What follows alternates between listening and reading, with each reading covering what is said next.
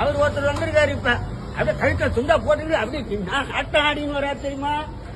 டேய் ஆடாதரா தம்பி, super star Rajinikanth சொன்ன மாதிரி ரொம்ப ஆட்டம் போட்டா அடக்கி வச்சிருவான் கடவுள் ஒண்ணு. அதுக்குதான் உன்னை இங்க கூட்டின்னு வந்திருக்கான் எங்க அரசியலுக்கு. நீ இன்னமும் நான் தான் முதலமைச்சர்ன்றிய. ஏய் 3 இடத்துல நீ வந்துட்டீனா என் பேரை மாத்தி. இந்த வேளாங்கண்ணில நான் இல்ல, 3 இடத்துல 3 தொகுதி உனக்கு கட்டோல்று. ஏதோ இந்த காளையாங்குட்டி கிடக்கும் பாரு, தண்ணி அடிச்சுட்டு கஞ்சா அடிச்சுட்டு அதுங்கதான் உனக்கு செலவு பண்ணும்.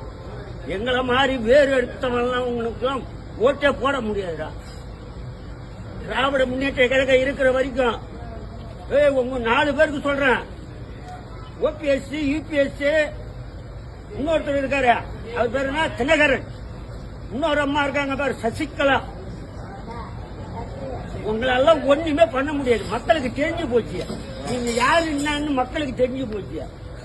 இனி மேல இங்க